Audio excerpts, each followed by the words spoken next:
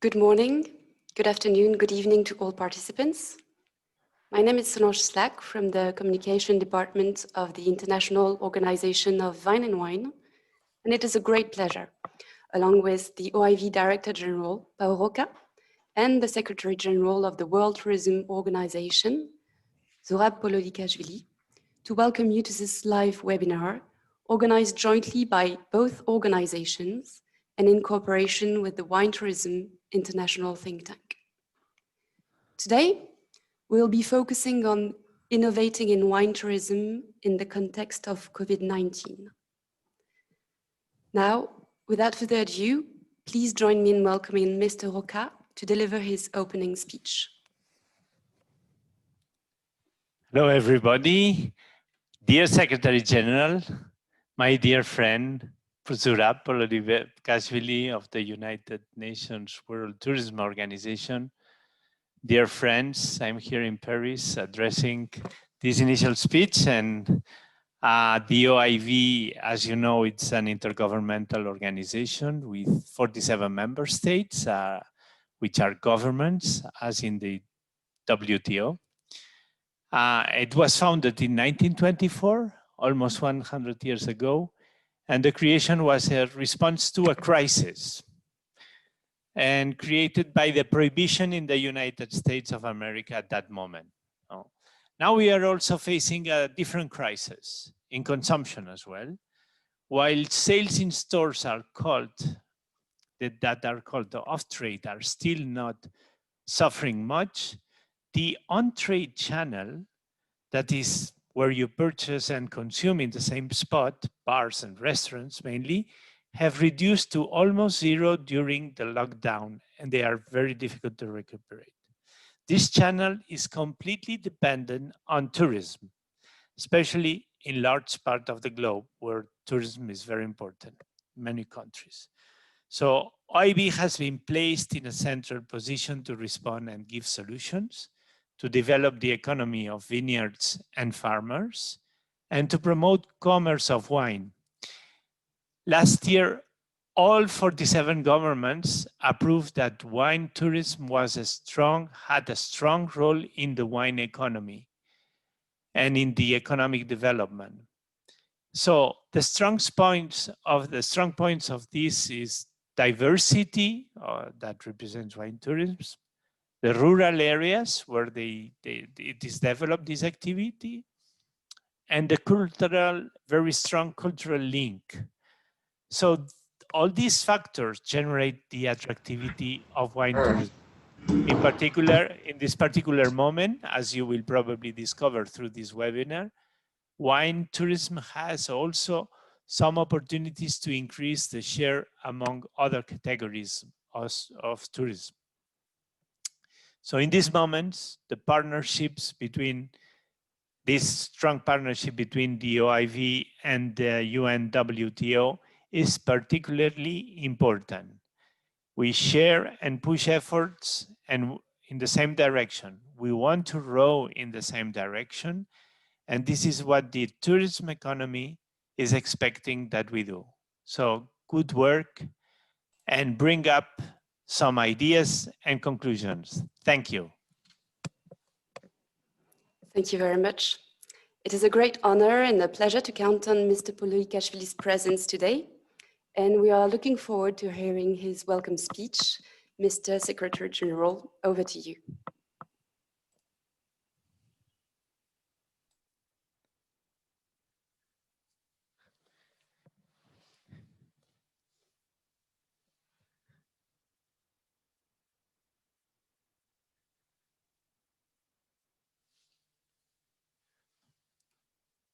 Remember, we signed first MOU ever with your organization during FITUR, and we really had very important and very interesting plans and projects to develop together. Unfortunately, pandemic just in 2 months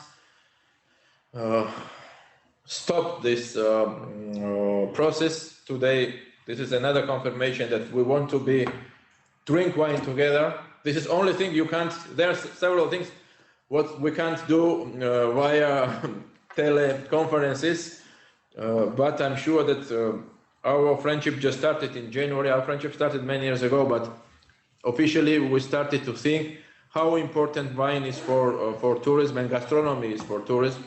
As you know, 3 years ago, our organization started first time to promote worldwide wine conferences. And I think that all our member states, for them, this is the most funny and interesting event ever, you know. We had more than 600, 700 participants always. This year it was planned to organize in Alentejo in Portugal, but because of COVID, we had to postpone it for next May, and I'm sure that next May we all will go to Portugal to celebrate this very important event. For us, again, the gastronomy and wine tourism are key pillars to develop tourism in rural areas. As you know, in 2019, last year, we announced, without knowing that pandemic will be in February or March, of course, 2020 like a rural tourism year. And our idea was to support new destinations, to support regional development, and to create new destinations to support people who are working and who can live with income from tourism, and especially in wine tourism. And we just came from Executive Council, which we celebrated first time ever after pandemic. It was a presential meeting, and I'm so happy that we all agree with our member states, our members of Executive Council, to continue this route we selected last year. In 2021 we will do, and we will support again rural tourism, where wine is very important part from the business point of view, from an emotional point of view, from the part of tourism. There is no nice trips without nice wine. So I'm sure that today's webinar will give new ideas. Innovation after pandemic became very important part of our life. It was, but now it's more and more important to have new products, new technologies, new digital platforms. And I'm sure that this meeting will be, and this webinar will be one of them, where we can all discuss how can we develop this excellent part of our job, because we really need your ideas and your initiatives, your creative projects, and we are only to support, to listen, and to develop together with you. I hope that very soon, in maybe next Fitur, we can meet again, Pau, and then we can restart wine tourism as we started to restart tourism, generally speaking. I'm so proud and so happy that have such good friends and partners, and I'm sure that this webinar will be one of historical one. Again, it's very difficult to make wine conferences or talk about wine without be together, but I'm sure that very soon we will have this opportunity to make a toast for tourism, make a toast for our friendship, and coordination again is one of the most important parts of our life during the last 3, 4, or 5 months. So I thank all speakers who will share innovative experiences from Argentina, from Chile, from France, from South Africa. These are countries who are really leaders in wine tourism. There are more, of course. I don't want to miss our friends from other countries. But again, if we will continue this dynamic, I'm sure that in Alentejo, in Portugal, we will meet each other with concrete projects, more prepared than ever, because we had more time to be at home, to think more, to work more, and Alentejo will be the place where we can approve guidelines how to improve and how to make new destinations, which are wine tours, which are rural tourism destinations, and I will be very happy to have all of you with a glass of wine in Alentejo. Thank you very much, and have a successful and nice webinar. Thank you very much. Before we kick off, a few information on how we will proceed. A question and answer session will follow the presentations. And I'm delighted to see so many of you here. I can see that 160 people are joining in on YouTube and 150 on Zoom, which is fantastic. And I would like to invite everyone to share their questions with you. You can do so during the presentations, and we will share them to our speakers in due time. During the next hour and a half, Mariëtte de Toit-Helmbold, based in South Africa, will be moderating this session. Mariëtte established Destinate. It's a destination management and strategic marketing agency.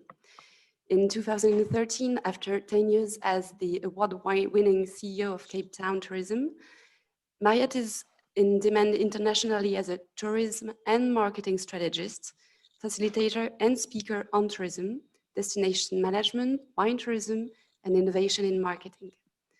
Please, Mariëtte, the floor is yours. Thank you so much, Solange, and good afternoon from the Cape Winelands in South Africa. It is a beautiful spring afternoon here, and it's an honor to moderate today's session. Anyone working in tourism will know that the past weeks and months have been saturated with uncertainty, anxiety, and fear. Millions of jobs have been left in the balance, and the hard-earned tourism growth achieved over the last few years and decades have been wiped out. But yet, as travel restrictions begin to lift and we get used to this new abnormal that we live in, there's a glimmer of hope in the future. Tourism has always been resilient, and the industry is hard at work rebuilding stronger and more sustainably than ever before. Taking care of each other, building relationships of trust between regions, businesses within the ecosystem of wine tourism, and with our staff and customers should be our continued focus. Wine tourism can transform places, and in a country like South Africa, where economic development is so desperately needed, we have seen it empower small businesses and communities within the value chain of wine tourism. In recent years, there's been a greater focus on wine tourism, and it's brought more visitors to previously undiscovered regions. And pioneering people in wine and wine tourism has realized that their estates and farms' true potential for growth lies in wine tourism, giving rise to new developments and greater investment in experiences beyond just wine. And this entices visitors to stay longer and spend more locally where it's needed. So our industry has been brought to its knees by a hard lockdown and 2 complete bans on the sales of wine here in South Africa within the last few months. And hundreds of businesses are in danger of losing their businesses, and thousands of jobs are at risk.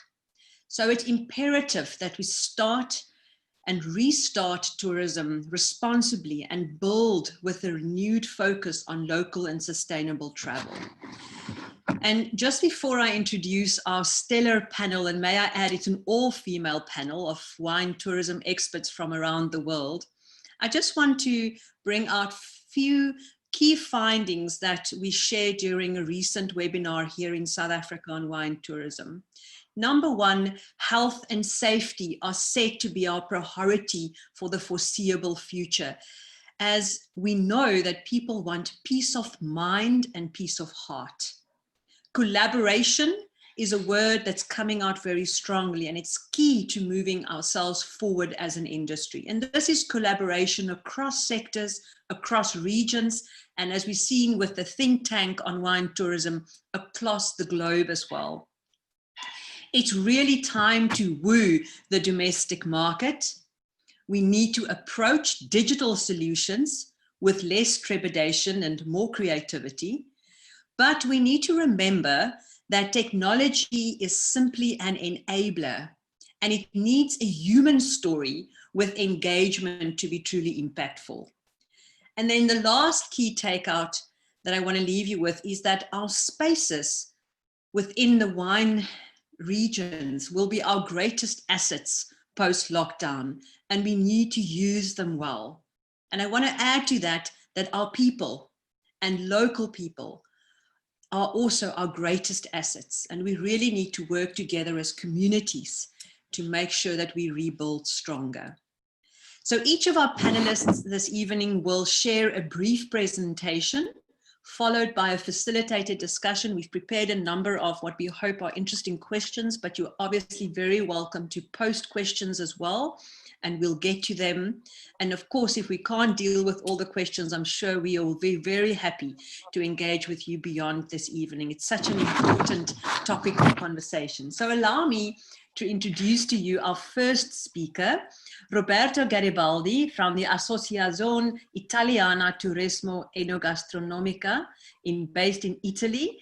And she will be sharing some of the findings of a kind, think first of its kind, international survey on the impact of COVID-19 on wine tourism. Roberto, the floor is yours.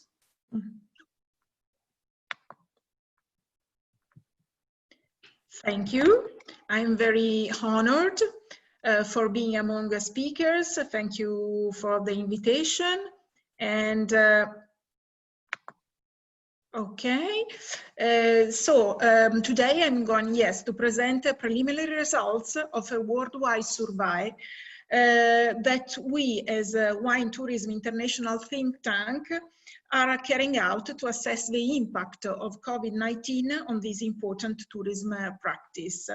The think tank was established in April 2020 with the purpose of achieving a better understanding of wine tourism and activating specific actions to properly face the new challenges in this scenario. All speakers are of this conference are active members of the Wine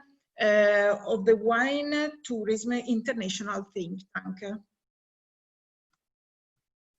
So, I will present the data in 7-8 minutes, and we'll discuss the findings along the webinar, because we have a lot of data and I could speak 1 hour about this, but we'll do, because we will find a lot of tips and we have the time to discuss it through our webinar. So let's start with the characteristic of the panel.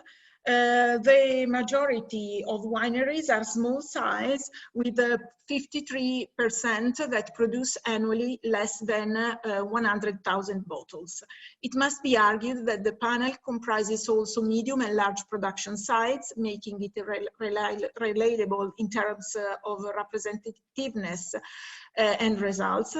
As concerns their attractiveness, more than half, 58%, welcome 5,000 or less visitors in 2019, and they were mainly domestic. Only Italy has a larger percentage of international tourists. The survey was certainly an opportunity to identify the most offered experience by wineries in various countries. If guided by visits and tastings rank first and second in the top 10, we can notice that a large number of producers are currently offering a large number of experiences. We have a very good diversification with an increasing number of events and co-created activities, testifying in the differentiation and the attractiveness of the sector. And we can see an increasing number of situations like lunch or dinner in the vineyards. 23% offer harvest for tourists, now reduced at 13% after the COVID. Moving to changes before and after the pandemic, we can see, as we could imagine, that events experienced a decrease. We notice a decrease of activities that require a large number of workers, as for example, activities for families, artistic activities in the vineyards, and so on. In fact, we also notice that the number of employees involved in the provision of tourism services has decreased from an average of 5.8 in each winery to 4, as a direct effect of the financial losses caused by COVID-19. On the contrary, outdoor activities such as picnic and tasting in the vineyards has grown, although traditional visits and tasting remain the most popular. Let's go further and see distribution channels. Today, the majority of tourism services are booked offline. These channels account for 62%, while online is 25%. However, producers agree that they are important tools to further develop in the future, as we can see in next slides. Direct channels represent 66% of the total sales, while only 22% come from intermediaries such as tour operators and hotels. In how they deal with financial losses. Data confirm us that online sales and home delivery were the most common actions activated. As we saw, they have largely grown worldwide in these months. Among the other, 32% created virtual wine tastings and 27% offered gift card for future on-site visits. It's interesting to see the increase of wine clubs.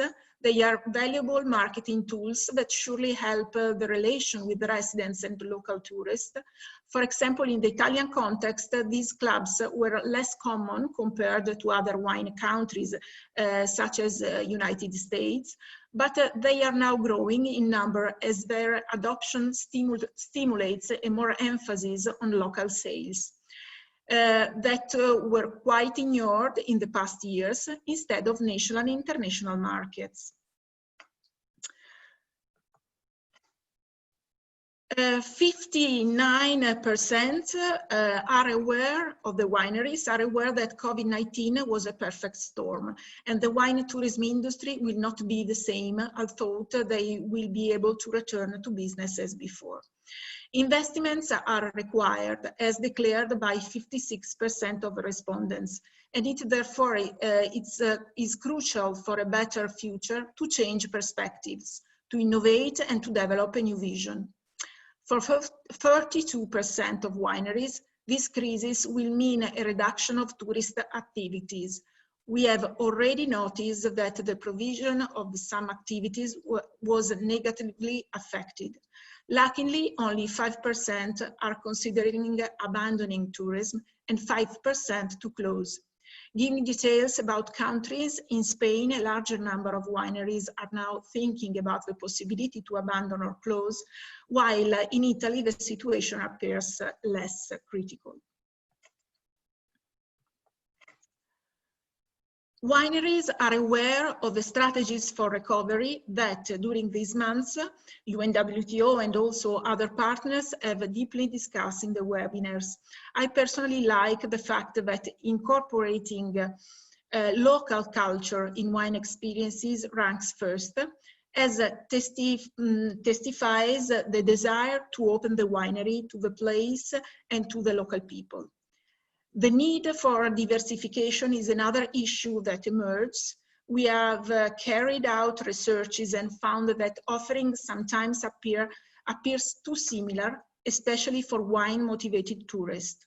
It's also positive to notice that 78% of the wineries think that creating experiences with active participation of visitors and having a direct relationship with customers, which means create loyalty, can be valuable for the sector. 77% offering sustainable experiences and 72% having reservation system. Wineries are now conscious, but we should understand what they are doing and asking to put them in practice. What do they need? We can see here the results, not only financial support, for example, grants, assistance for unemployed people, guaranteed loans, but also training activities.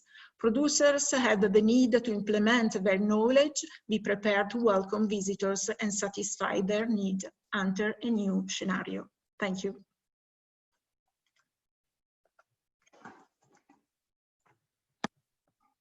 Thank you very much, Roberta. That's really interesting. I find in particularly the emphasis on diversifying your experiences and a bigger focus on local culture very encouraging. And I think it's a good point around how we rebuild this industry in a more sustainable and a more inclusive manner. Thank you for sharing. Next up, we have Lorena Shiparo from Argentina to talk specifically about the reinvention of Ono-gastronomy in wineries. So of course, we know that the food industry is very closely linked with the wine sector. And I'm encouraged to hear about the innovation that's happening within the food and restaurant sector. So Lorena, please join us. Hi, hello, thank you. Let's share my screen. Just a second.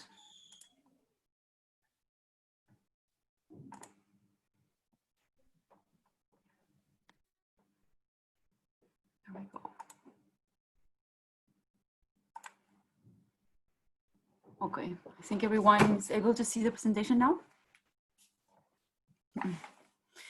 Well, thank you. It's a pleasure to join you to share a little bit of what's happened, at least in Argentina, with Ono-gastronomy.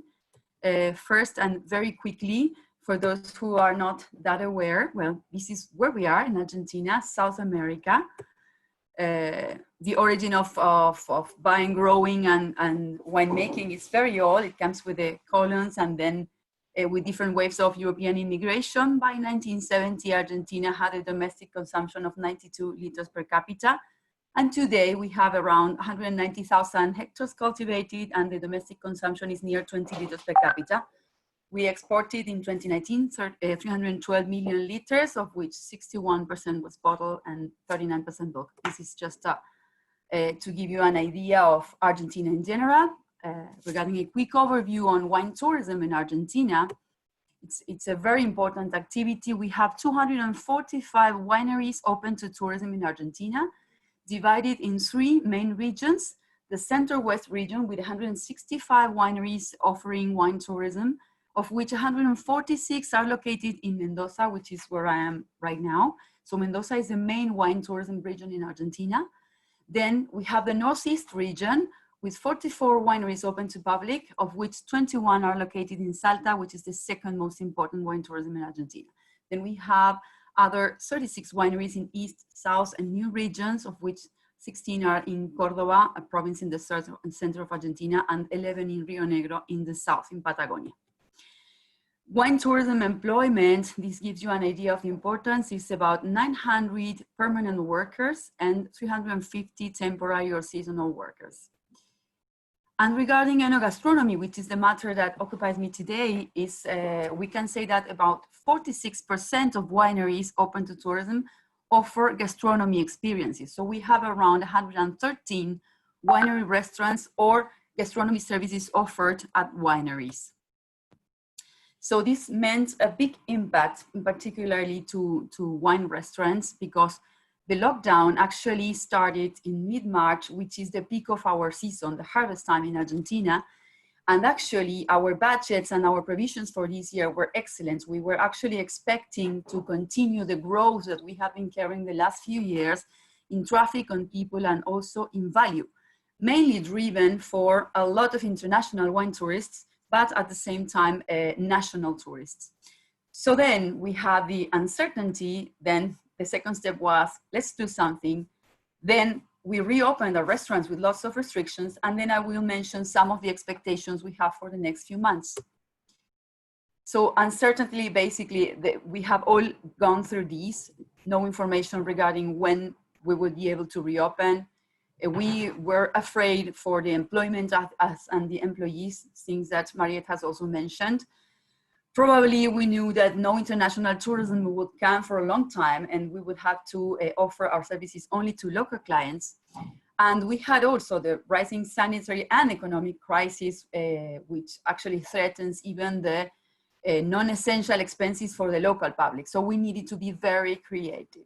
The first and the possible driver for recovery, it was obviously the gastronomy, because the tours and tastings are not so attractive or not that attractive for local public, while the gastronomy is something we could offer. So if the customers couldn't come to the winery restaurants because we were closed, then we thought of ways of going to the customers.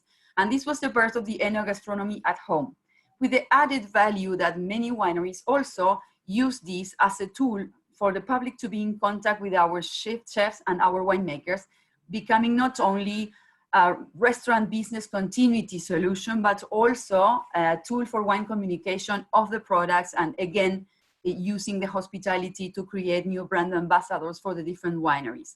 These are some of the examples of the initiatives.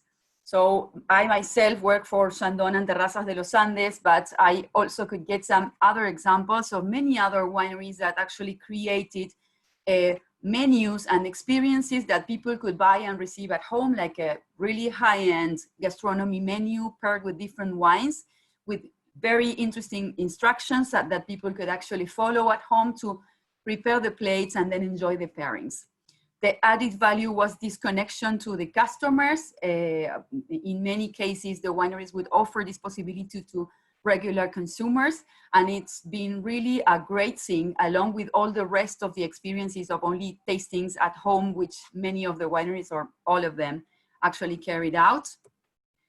Another thing that we discovered is that not only like a delivery at home, but also we could do with this model events. And actually we had, like 3 weeks ago, a really big fundraising event, which normally would have been held at a big hotel with a lot of people together. And since this was not possible, we sold actually 377 menus that came to people's houses, and they connected, and we created like a streaming and online content to share with people. And it was actually a success in terms of fundraising also. So we see this also as an opportunity in the middle of this emergency to gain other business opportunities. Another thing which could actually be put to work and is working is the outdoor activities, even if there are many. One example we have, at least here in Mendoza, which is working very well, is the yoga classes, together with some gastronomy experiences like a brunch, or perhaps having an afternoon tea. This is working very well, and there are more outdoor activities appearing lately, like horse ridings, like bike rides to the vineyards, combined with other gastronomy experiences at the winery. So regarding the reopening, which at least in Mendoza was possible since mid-June with lots of restrictions, we had to refocus our strategy because we would have 100% local public with reduced money availability, lots of sanitary restrictions, and of course the restriction to use only 50% of the capacity of the restaurants. So what we did was to adapt to this and to try to keep the bike cycling or moving, and we designed new menus at lower prices to offer to local public. We had to innovate in local communication. We were used to talk to travel agencies, to talk to international public, and now we had to recontact with the local public so that they could actually see our offers and be seduced by our experiences. And actually this is working very well. And I would say that mostly on the weekends, most winery restaurants that are open tend to be full with local people. And we had, of course, to adapt our facilities and to carry on lots of sanitary protocols and staff training to give people the tranquility that they could come and have lunch or dinner at our restaurants with no risk. So the next month, what we expect is it's a gradual opening, as we have been seeing. We have been going back and forth, but so far family and friends encounters are forbidden. So we expect that this first step will actually help not only to more people come to the restaurants, but also to move much more these delivery services, which could actually work very well for meetings at home with friends and families. Then cultural activities probably will be the next step, and we have a very big offer of cultural activities at wineries, so we think this can be done outdoors, and this is a great opportunity to reactivate our activity by the end of this year. We are also expecting the domestic flights, because in Argentina we still don't have domestic flights within the country. So this will start moving the national tourism, which is one of the main expectations that we have. Then we expect international tourism probably only for next year. And so like a final message, I would like to say that we believe that in the human area of experience and enjoyment, tourism will recover. People want to travel, so we have to be prepared. That's our message. Thank you. Wonderful. That is an encouraging message indeed. Thank you, Lorena.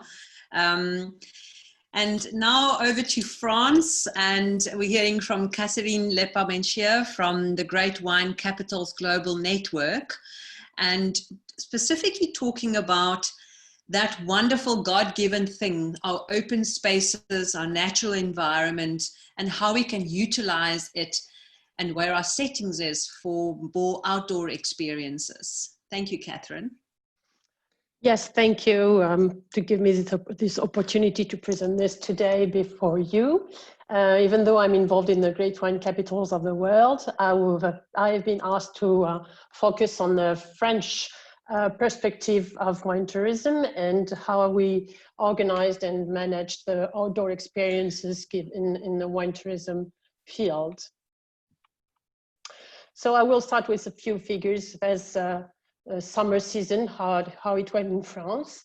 Lockdown was started mid-May, and as soon as we could sort of go out, the French government has launched a national campaign, Cet été, je visite la France. That means this summer, I visit France. And it did work pretty well, as 94% of French travelers traveled in France. 37% went to the beach, but 30% stayed in rural areas. And the main teaching, now that we are starting fall in France, the main teaching of this summer session was that we did have no tourists from outside of Europe for obvious reasons. We did welcome some people from Belgium, Netherlands, Switzerland, a few from the UK, hardly any from Spain or Italy, who are generally our best tourists. Another teaching is that urban tourism has been in strong decline. Paris has seen no tourists, for example. Small capacity accommodations were much more successful than big international hotels. And activities, the most popular activities that taken by tourists were sports, leisure, and outdoors activities. So of course, these trends that occurred during this summer have strongly benefited wine tourism, of course, as winery offer great amount of space in the countryside and fresh air. Winery offers beautiful views. A vineyard in itself is already a landscape. Wineries offer many outdoor playful activities, and they are in capacity to welcome small groups, which was the way people traveled this summer. In terms of accommodation, the accommodation in wineries is more like a boutique type bed and breakfast thing than big hotels. So it really answered the tourists' expectations. But innovation started in France and in Bordeaux in particular, where I'm from, way before COVID. Wine tourism today is much more than just a technical visit of the cellars and a wine tasting. The sector has been innovative for several months and several years, and it offers now different kinds of experience, including many kind of outdoor experience immersed in nature. To the point that nowadays wine tourism is definitely an art of living. So today, if you come to Bordeaux or to the wine sectors or to the wineries, you will be able to enjoy all kinds of nature activities like hiking, biking, horse riding. Whether you are an Epicurean or an art lover, vineyards are the right tourist frame for you. Picnics in the vineyards, food trucks, gastronomic tables, gastronomic lunches on the terrace of a chateau. This is possible, as well as traveling through the vines and discover disseminated art of work. The demand for outdoor activities also allowed people to rediscover agricultural life. They were told about terroirs. They learned about biodiversity. And innovative wine tourism also went into slow tourism concept, as already mentioned by Lorena just before. Nowadays, wineries offer wellness activities like yoga classes, or they offer you time to rest and enjoy a glass of wine within on the park of the winery. Fun and playful activities have also been implemented, like wine tasting on top of a tree. And of course, many festivals or concerts have been cancelled this summer due to the situation, but chateaus have recreated different kind of events, like afterworks, for example, where people would just come for an hour and a half and enjoy a little short, small band of music and meet each other. So what has mainly changed in terms of outdoor activities with the COVID crisis? Well, obviously we have many more wine tastings outside, and that was already said by our first speaker. We have COVID information displays all over the wineries, all over the places, as long as social distancing marks. And some wineries have also implemented some wine tasting kits that they handle to each of their visitors. That is, they offer a glass that the tourist can take with him or with her afterwards. In the kits, you will find also these wipes, disinfectant wipes, and individual spittoon. So now that we are in fall and the holiday season is over in France, schools have restarted, people are back home. We know we can assert that, of course, there has been less visitors in the vineyards than last year, mainly French visitors, obviously. Visitors came in smaller groups or families. And even though we welcomed less visitors in the vineyards, the average basket was actually higher than in the previous year. And that is probably a logical thing, first, because when people come in smaller group, it means that the guide will be more attentive to their expectations, and they feel more welcome, and they are more susceptible to buy wine at the end of the visit. And also another very practical reason for that is that domestic tourists, the French tourists visiting France, usually use their own car, and it's much easier to buy and take wine home if you have your car than if you travel by plane, of course. Okay, so what's next now? Since we're early September, unfortunately, we have to be honest, the holiday season is over. Outdoors activities, as winter is coming, will slow down for sure. Business tourism, which is very important for us in Bordeaux, in the winery, as seminars, conferences are organized, this kind of tourism has not recovered yet and will probably not recover before next year. But the good news is that all the innovative activities that the wineries have set up during COVID and during lockdown in particular, like already mentioned, virtual tastings, online cooking classes, etc. All these things will redevelop, I think, during winter on a counter season, low season for tourism. There will be some wine tourism activities, and that will allow wineries to better communicate, to still communicate, and of course to sell wine. And this is why we're here, to sell the wine. Thank you.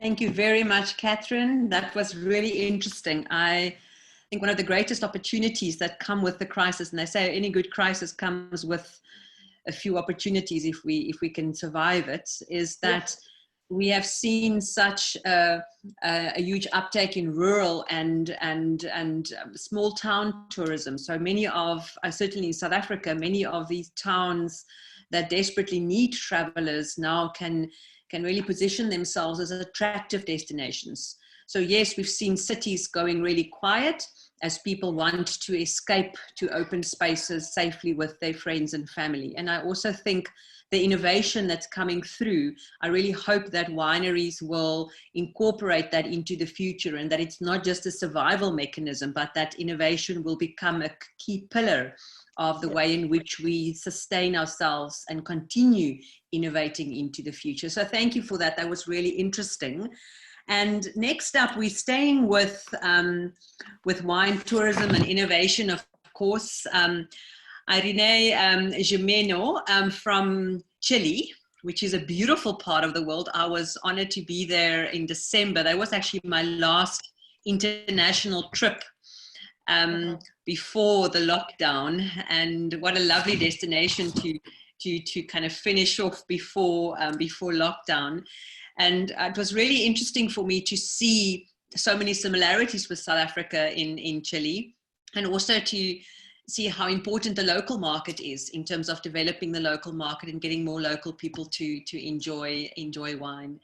So talk to us a little bit about the challenges and how you've worked together as a sector with government to overcome, but also put some really interesting strategies in place to really use this pandemic as an opportunity to take the sector forward into the future.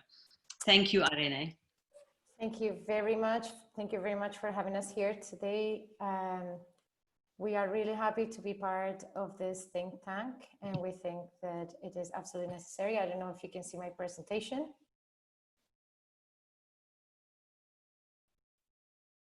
Can you see it now? Yeah, okay. So okay, let me work this out.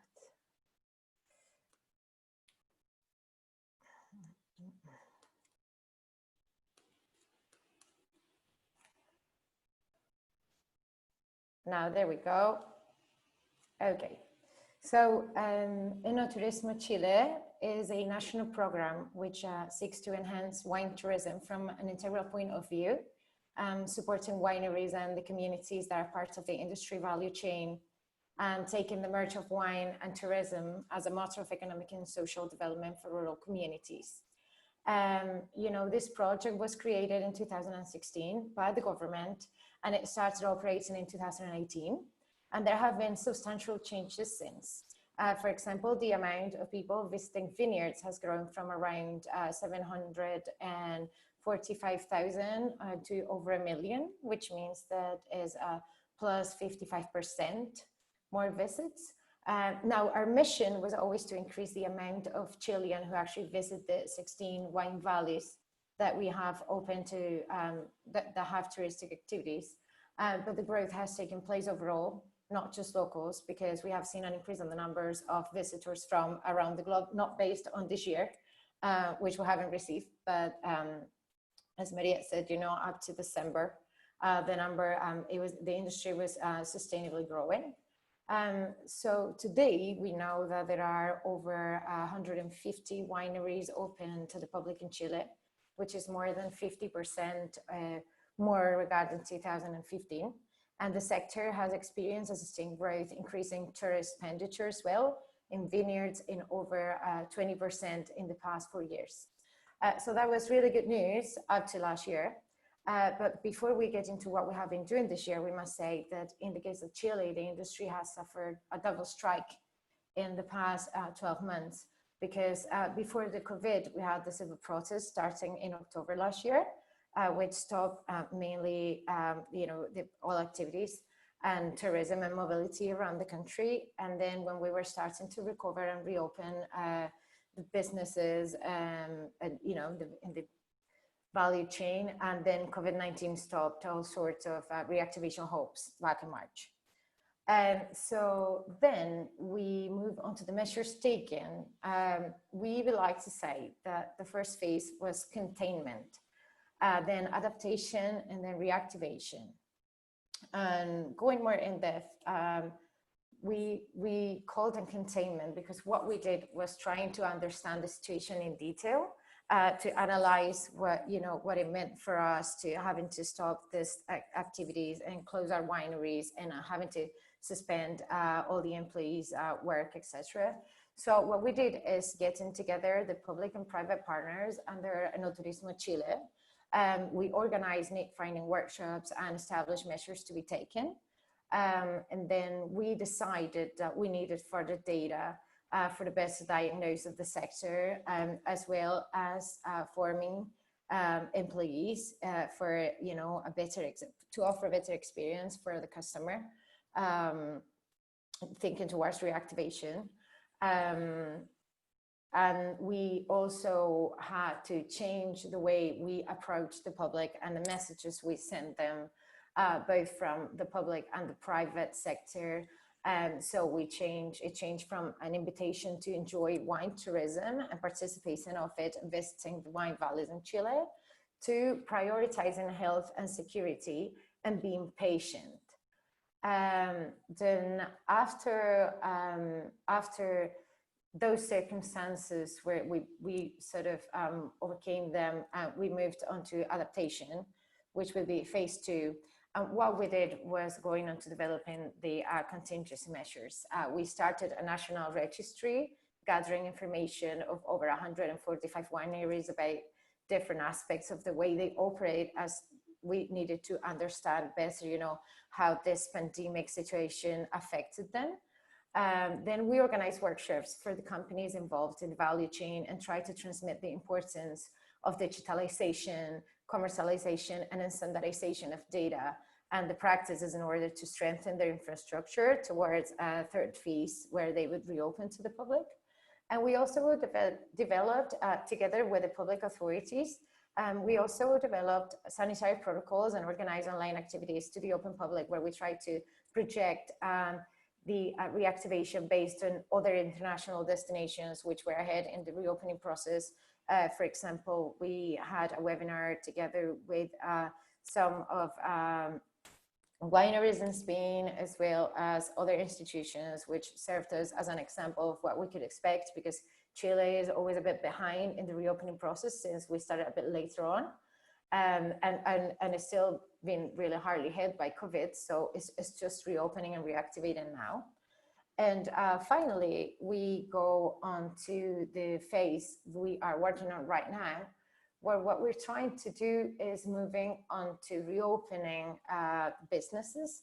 And so what we have done is try to provide technical advice through documents on hygiene and security for wineries, which have been developed together with the public authorities, as I said. Then also promoting commercialization tools to provide concrete measures, such as this online site, Eno-ticket, which funnels the visits to our wineries that get on board and also registers the data in order to standardize and compare behavior throughout the country, and thus get us to know the sector in further detail. And now we are preparing to launch a massive marketing campaign where the messages will adapt to the current context and limitations caused by the pandemic, and we'll try to put wine tourism under the spotlight constantly. So while it's undeniable that COVID-19 sanitary emergency has taken a toll on Chilean wine tourism, we want to think of it also as an opportunity to strengthen the call for local wine tourism amongst the national public. If there was a tendency to look up to other destinations or maybe aiming to go abroad for the holidays, we now know the local tourism will be the most popular choice the next high season, which is starts in a couple of months, around December and until March next year. And we hope to be able to carry out our Harvest Festival and so on, which we couldn't do last year. So what we're calling for is for wineries and the rest of businesses, in the local market, as Mariëtte said before, which is so very important for us, to just try and turn the situation around a little bit, make the most of it with the tools developed and provided for this new circumstances, and to work in cooperation together, the private and the public sector, to actually overcome these circumstances. So thank you very much, and we will be open to any questions. Thank you, Irene. That was really interesting. I think a great example of a very good strategy and crisis management in tough times.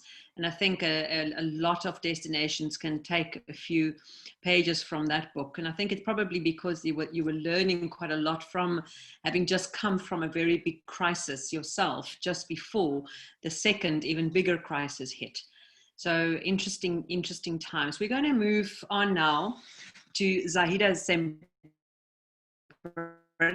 from the World Shopping Tourism Network to talk about our new reality, and does this mean that we need a new kind of wine tourism? I'm very interested to hear what you've got to say.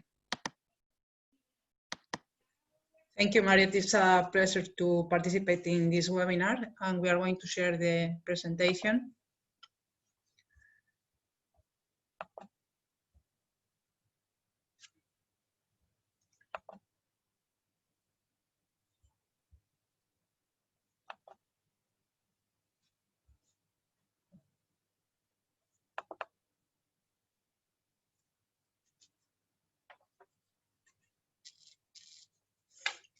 Sorry for the delay.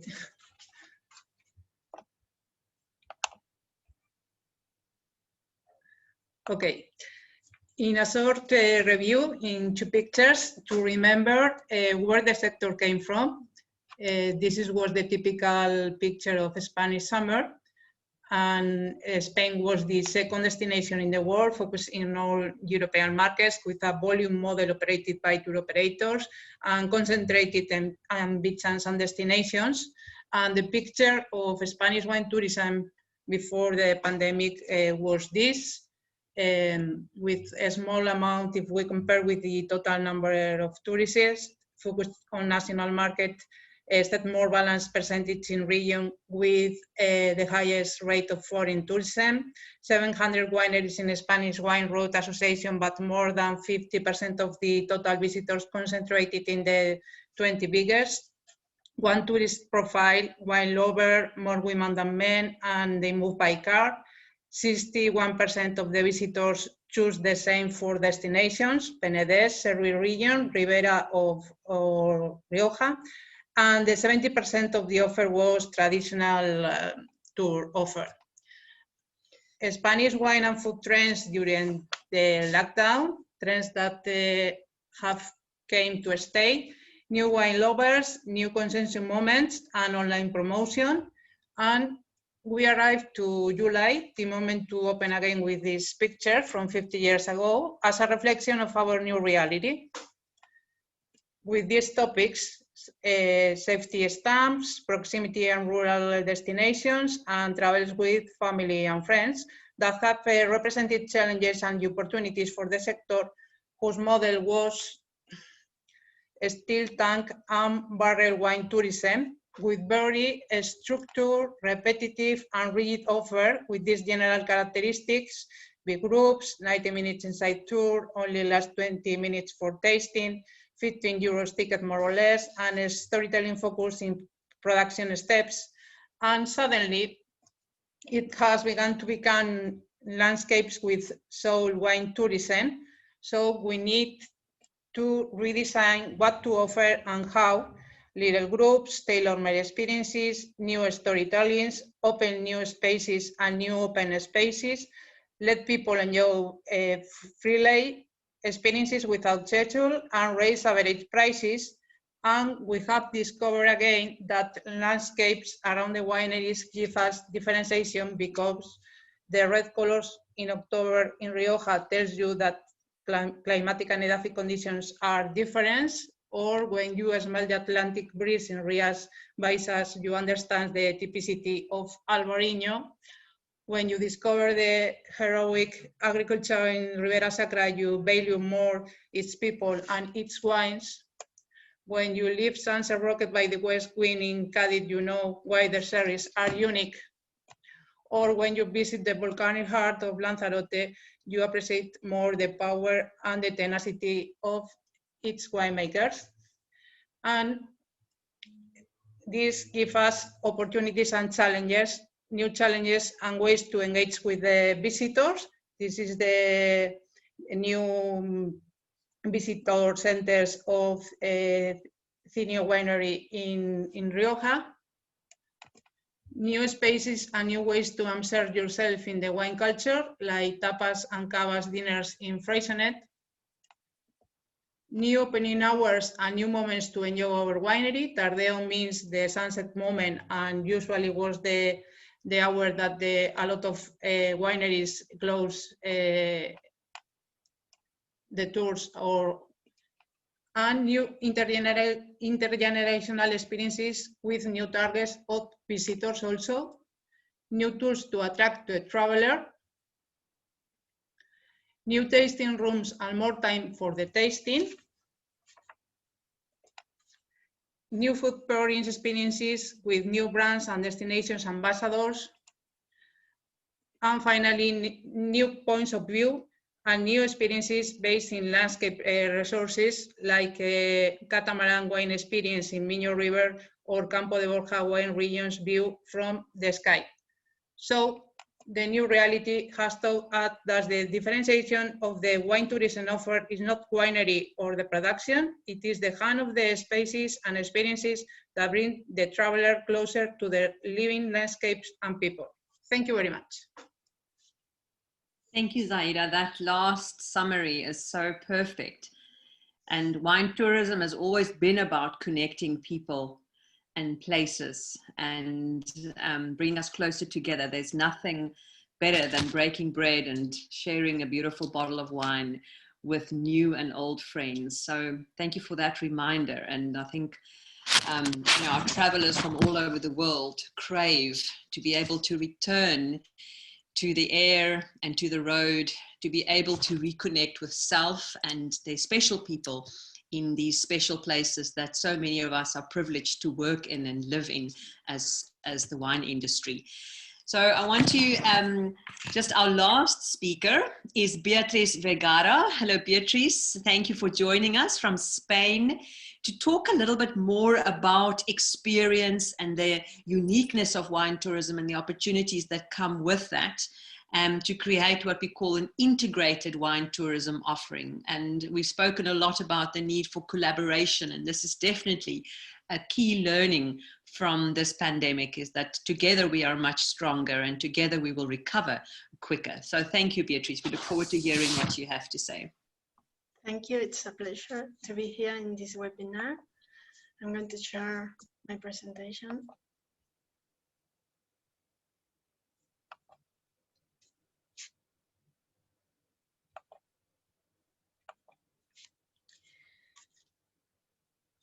Well, wine tourism has always contributed to the seasonalized destinations. It's already an innovative and different way of delving deeper into the culture, history, traditions, and landscape of the territory. And now there is an opportunity of aligning offer with the tourist trends that were already demanded. More personalized and individualized experiences, ad hoc experiences, more authentic offers, which even integrate the complementary offer of the destination. This will help to learn more about our visitors, to increase engagement and loyalty through leisure, enjoyment, and unforgettable memories.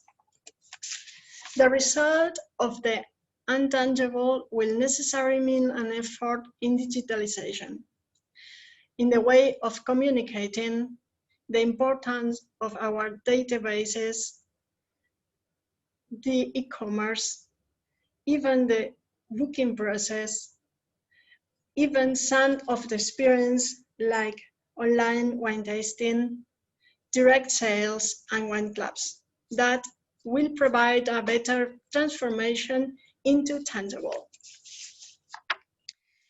It also opens a great opportunity to rescue and promote domestic and neighborhood tourism, turning visitors then into prescribers and fans of their own destination and of our wines. As González Vías has a great number of wine cellars around the world, but I'm going to explain what we have done this summer in Jerez.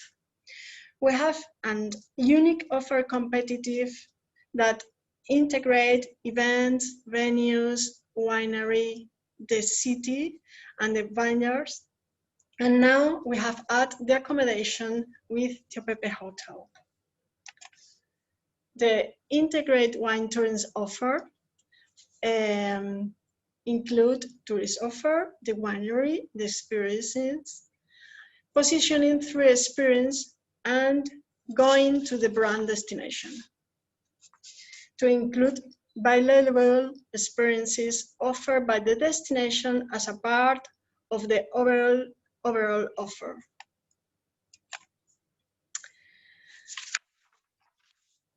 The key to wine tourism, it is the tangible way of disclosing the intangible of our brands. Nowadays, everyone wants his customer to have brand experience. Customers no longer go to the store to buy, not only, but to create an emotional connection with the company and to feel affinity, to create unforgettable experiences and to build strong relationships. For example, banks have become relaxed areas where to have a coffee, where to enjoy co-working and spaces for events. They want to make life easier and better. Apple Store have become a product experience where you play with them.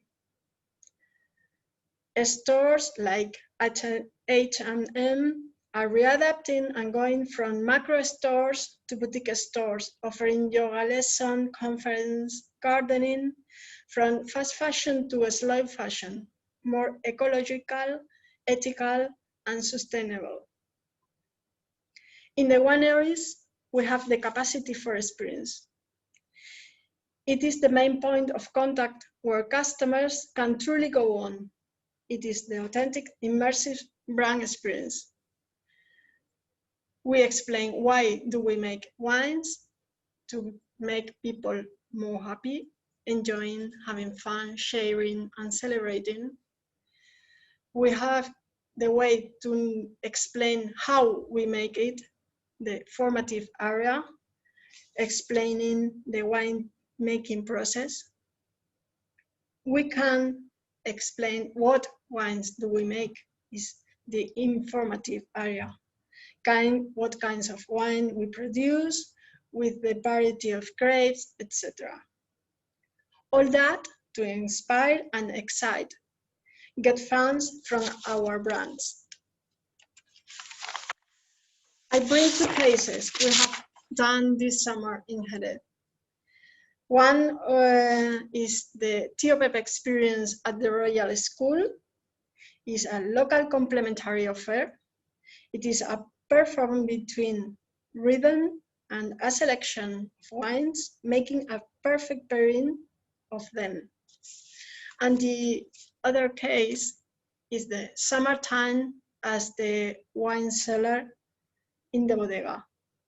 We have opening the doors of the bodega to the city, to the complementary offer, with 3 important different restaurants from Jerez in different places inside the bodega, with an offer of the flamenco show as a part of the Spanish culture, evenings at Patio de la Bodega with live music and drinks, and also sleep and drinks at the wine cellar in the Tío Pepe Hotel.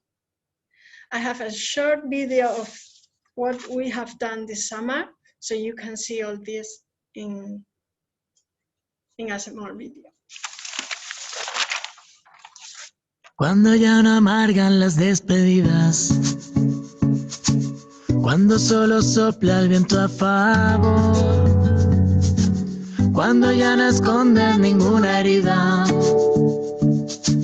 cuando sacas pecho a cualquier temor, cuando arriesgas todo y no tiembla el pulso, sabes que hay naufragio y después hay sol.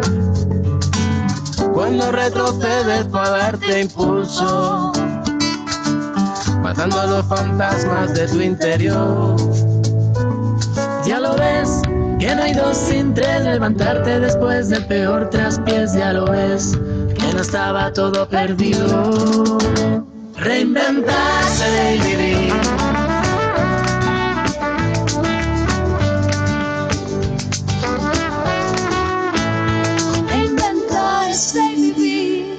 La vida escrita en verso y sin duda sentir que enfrenta hoy tu miedo y hace del amor la receta que buscas para cualquier día. Reinventarse y vivir. La vida escrita en verso y sin duda sentir que enfrentas hoy tus miedos y hace del amor.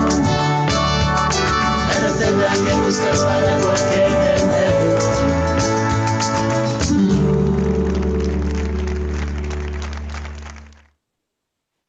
That's absolutely beautiful. I certainly cannot wait to travel again and to visit the beautiful vineyards around the world. I think people are realizing that wine is made in beautiful places around the world that is worth visiting for much more than just good wine. And to have these kind of experiences is a dream for many travelers. Thank you very much for that. We're now heading over to question and answers time, and we have a couple of great questions lined up.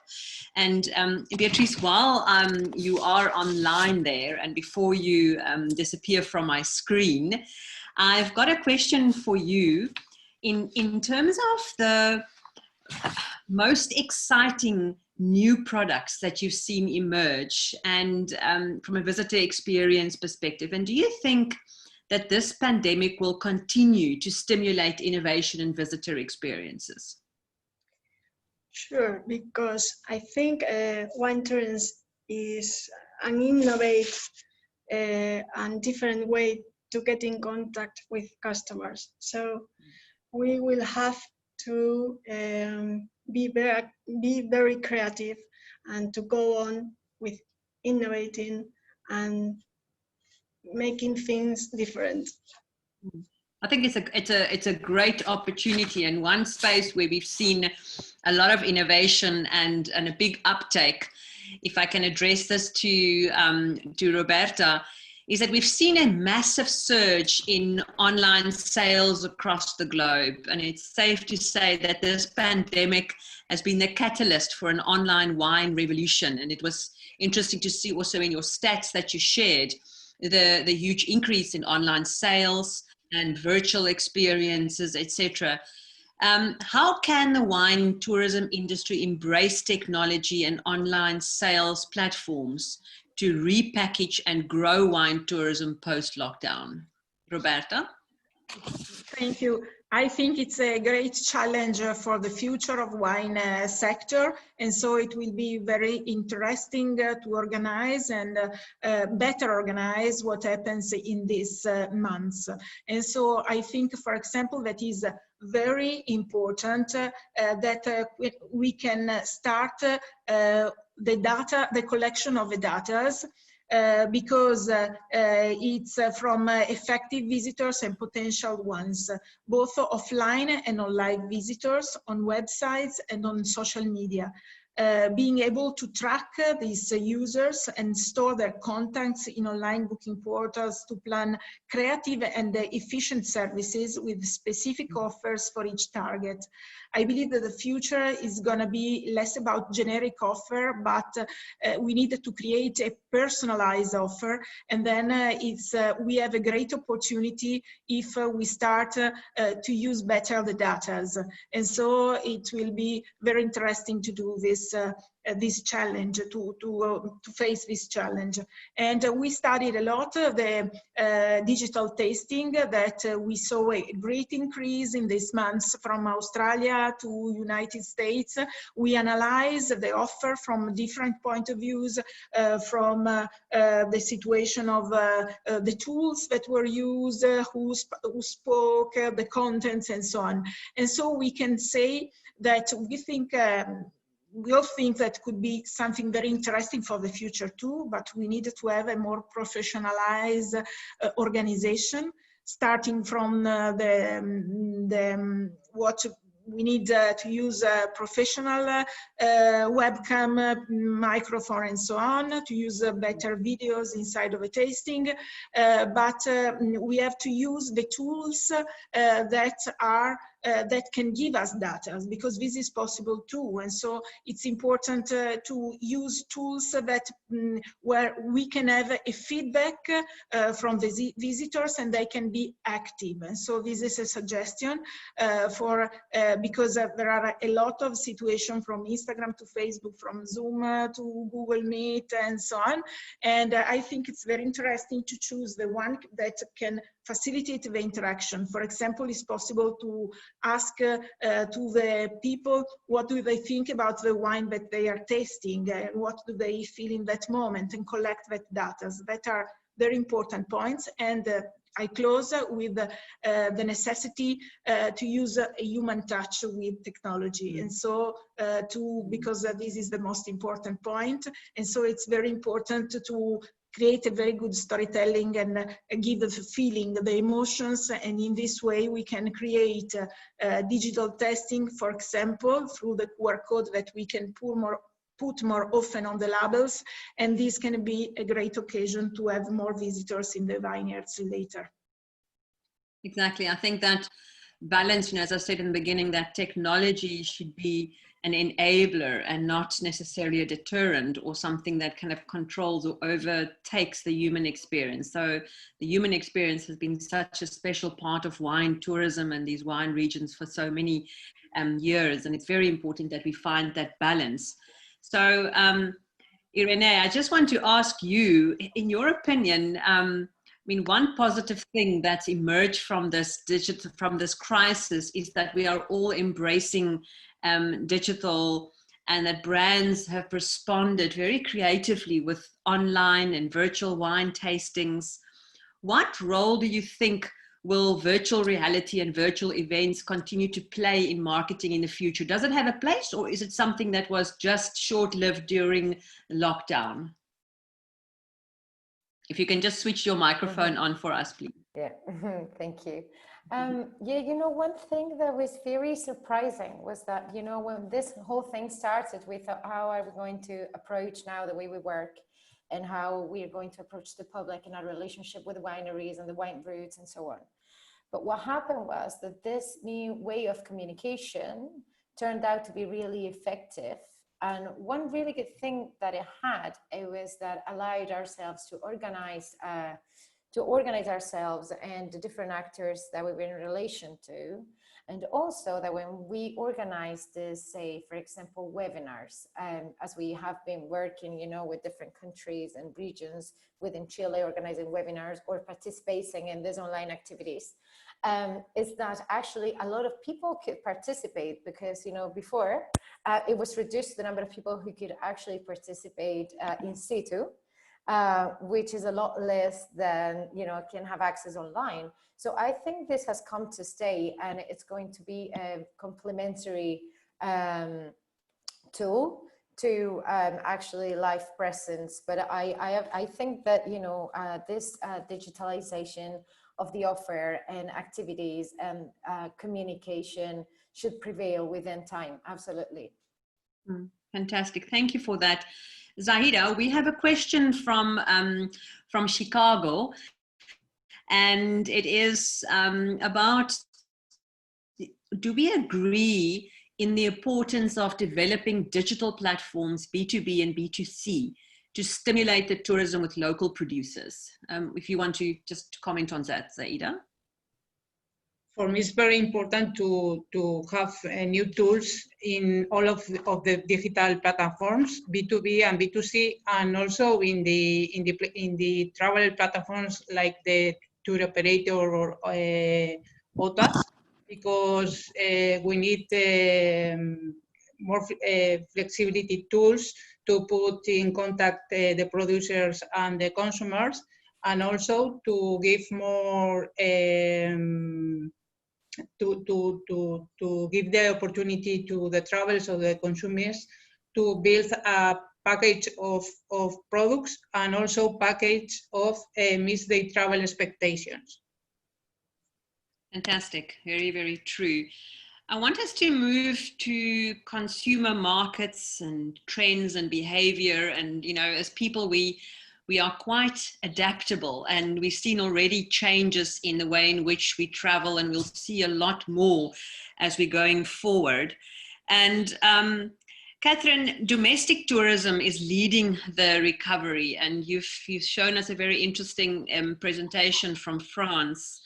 How can this pandemic and the learnings that you shared and that destinations have help destinations with weaker domestic markets to stimulate stronger domestic markets for wine tourism? I mean, how can we bring the category of wine down to earth and make it more desirable for the local market? Well, that's the challenge, actually, from my point of view. You know, in France, or in Bordeaux in particular, most of our visitors are foreigners, given as far as wine tourism is concerned. So early enough in spring, wineries started to say, well, who is going to visit? Who will be coming? We have no tools. They did not have any ready tools to reach the domestic people, to reach the locals. How do we promote our wines or offer towards the locals? It's a new, I mean, tourist operators as well do have to reinvent themselves and to build a new databases indeed, and to find new ways to reach the locals, which was not their first concern before. We know that even though, and we all cross fingers, and international traveling will be possible, hopefully in a short future, but we all know that this new customers, these new clients, we have to engage with on the longer term. And this is what marketing, storytelling, and all these tools that have been launched and created for that purpose will have to remain and to develop. Thank you, that's very true. And staying on markets, we have a question about the Asian market and specific initiatives that US destinations have to attract the Asian markets, particularly now post-lockdown, and the middle class in particular as well. So Lorena, can you talk to us about that? Are you happy to answer that question, Lorena?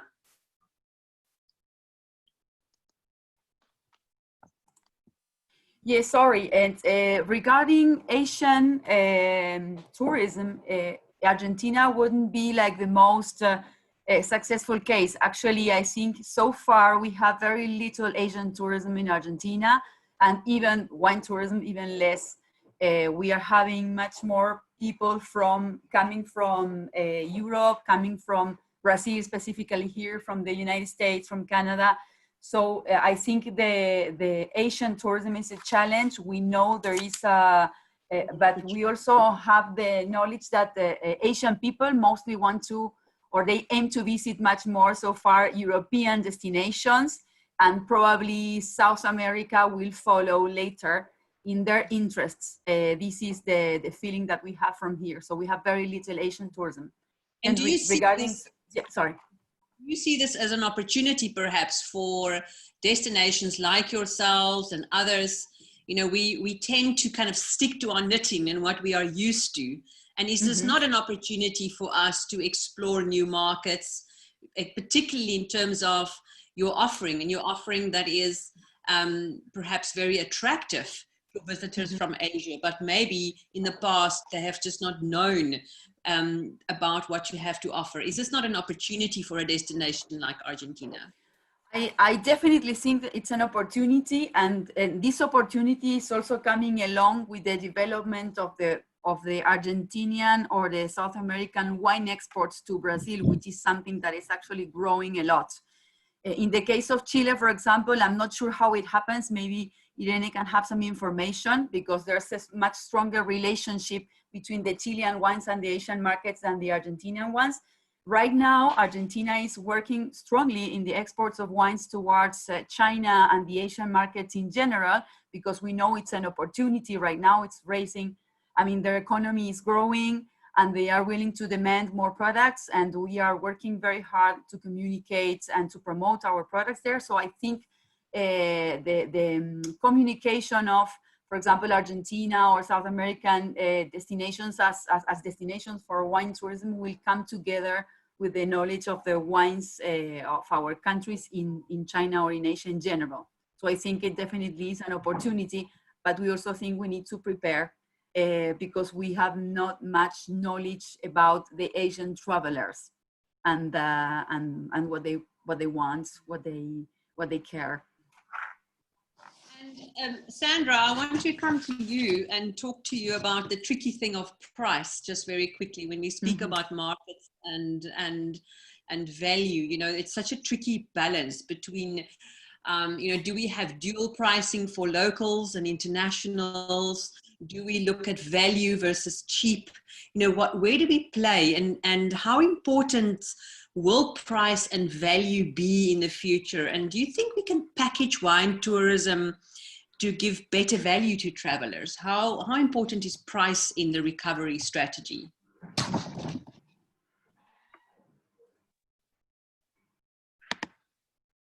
Hello, good afternoon, good morning, everyone. It's great to see everyone on the panel. Thank you, Mariëtte, for such a brilliant moderation, and everyone for such a practical insight. I think this is what we all need at this moment when we're trying to navigate territory that we don't know. I think the point of pricing comes to the point of adaptation to the domestic market. It's not just about the pricing, it's about knowing your domestic market. And I think some of the colleagues here mentioned it. We often did not pay enough attention to the domestic market. I think actually wine tourism sector is a little bit an exception here, because most other products will probably have a balance between domestic and international, which is a little bit more towards international than wine tourism, who already have a big part of the domestic market in many destinations. But I think there's a challenge to understand that market. What does it want? How does it move? Who they travel with? Even the opening times. We were just having very good examples of the need of wineries to change their opening times to local people, because they'll be working, so their availability is probably for an after work moment. So I think the issue of pricing needs to be seen within the whole understanding and adapting to the domestic market. Not necessarily you need to differentiate prices, you need to adapt to your target market.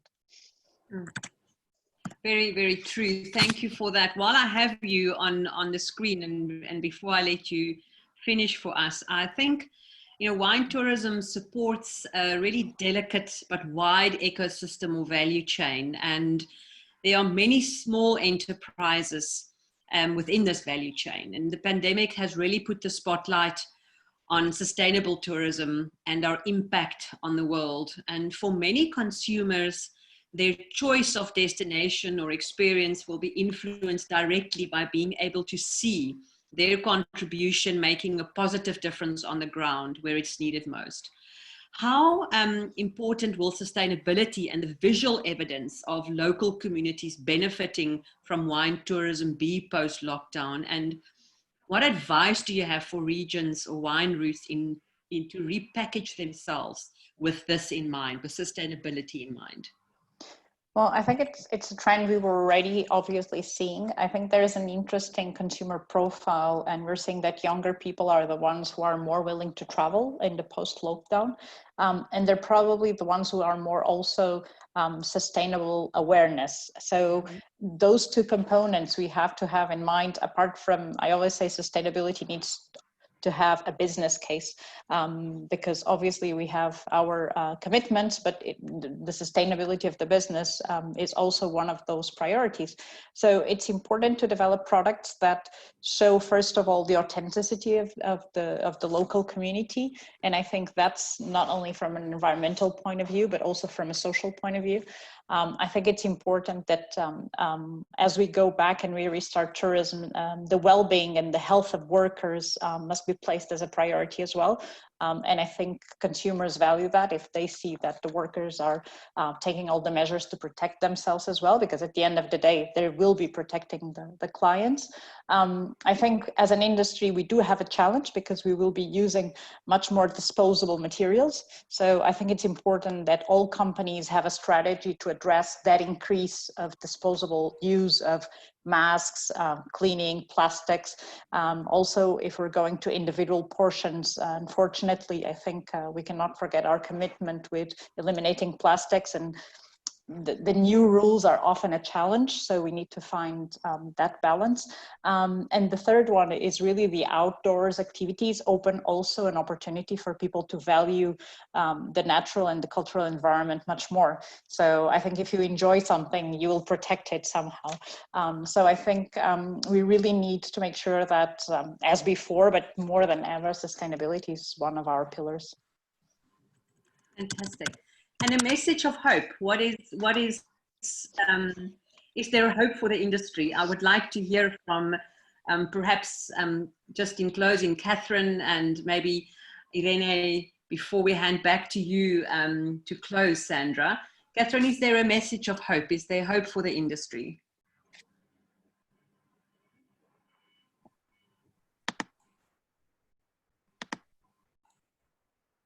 Well, I would say that for us in Chile, what's happening is a great opportunity. I know it has been hard hitting, but at the same time, we now have the chance to make a call to the local community and to put into value what a great country we have. Instead of putting our eyes abroad, trying to consume more of the local product, to work together with the value chain of every wine region to enhance what our territories can give us, and to make wine tourism a priority, in the touristic horizon for Chilean nationals. So I think that you can always flip the coin and see the other side, and we know that Chileans are going to stay within the national barriers this time within our frontiers, and I think that it's unequivocally a very important opportunity that arises for us. Thank you. Sandra, it's now just up to you to, sorry, Catherine, do you want to just add something? We didn't hear you earlier. You okay? Sorry. Sandra? No, I'm fine. No, please go ahead, Catherine. No, I just wanted to mention that we also suffer a wine crisis in France with the problems with exports, with the problem of Asian markets going down for us. And we all are totally aware that wine tourism is one of the most important solutions to recover from this crisis. So yes, there is a message of hope for wine tourism, because the whole wine industry will be behind us for that purpose. Fantastic. Thank you, Sandra. There's obviously a need for continued discussion, and that's why the think tank is such a wonderful space to put our heads together from all over the world and find sustainable solutions for this very, very important sector. Thank you very much, everybody, for participation. We are now handing over to Sandra to close this evening or this morning, wherever you are in the world.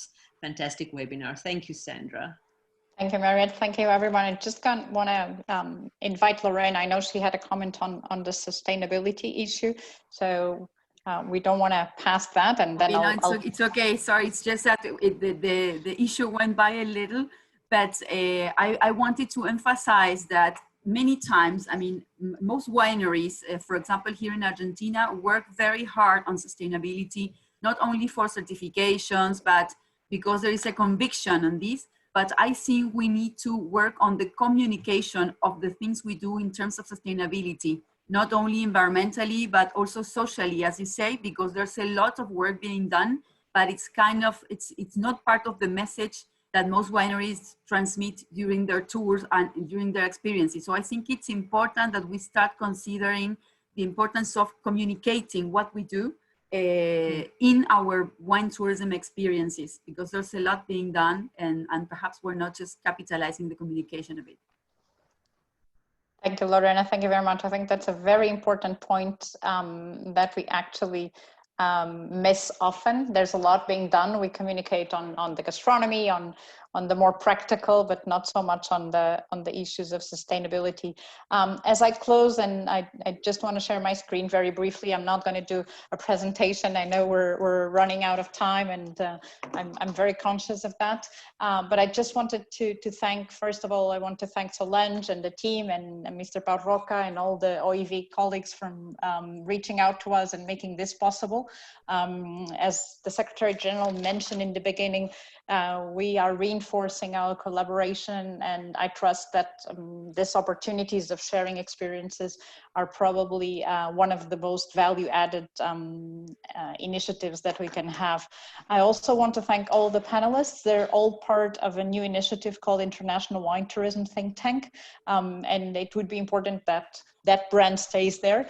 It was born with the crisis as an example of the fact that partnerships have been one of the good things that this crisis has brought. And I think this partnership, which is actually a woman-led partnership, so also another point on women empowerment in the SDG agenda. So I really want to thank the network. And I think the idea was to bring innovation into this debate, and I really thank you for being practical. I think this was a little bit the objective, more important that we had. Few closing notes to take home, if I may. 27th of September is World Tourism Day. I invite you all who are with us around the world to celebrate this year on the topic of tourism and rural development. What better product than wine tourism to actually make this possible? So I think it's a great opportunity to communicate from the wineries, from the destinations, the value of wine tourism in this context. I also wanted to leave just a few ideas which have come out from the work that UNWTO has been doing on wine tourism and from our conference in Chile last December. Thank you, Irene and the team. It was an amazing event, as Mariëtte mentioned, and our last memory of traveling before being closed at home. So I just leave you with a few ideas which also go much in line with what was discussed, the importance of knowing your customers, and we've discussed that particularly now the domestic market, and here I think we need to invest in data, and if the wineries alone cannot do it because often they're small, I think solutions like Chile example is a great example of how collaboration can make that happen.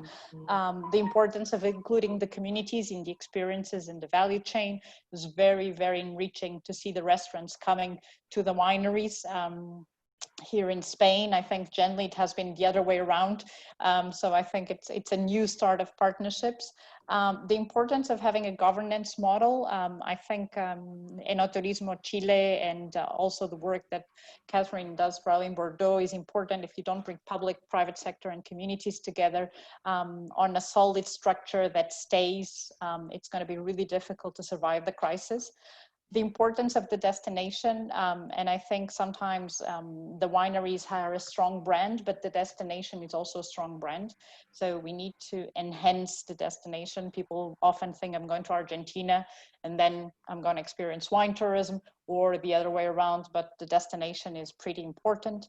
How do we engage visitors in the new normality with all the social distancing, but it is more and more important that the innovation comes from that side of having visitors doing activities. And I actually think that for wine tourism, this is an opportunity, because most of the experiences were very much tied to the visit to the winery.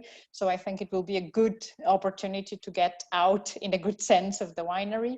The importance, obviously, of going digital and mobile, and of building partnerships. I really would like to end with this one. And I think building partnerships outside the box. I think we generally obviously think about gastronomy and we think about local products, but I think we need to look beyond that. We need to look into the technology partners. There was a really good example from fundraising activities. So I think it's thinking a little bit of, what partners would I go to that I never thought about? And I think this is a great opportunity, particularly to overcome this situation. So with that, I'd like to leave you and hopefully to actually see you very soon. And if not before that, to see you next year in May in Alentejo, Portugal. I'm free to say this because I'm Portuguese, so you will have a fantastic experience. So please do mark your agendas. And I do hope that we can all be there, because that will be a sign that we're back in traveling and that this crisis has been behind us. Once again, thank you very much. I hope to see you all very soon. And I hope you enjoy a good glass of wine if time is already correct in your time zones.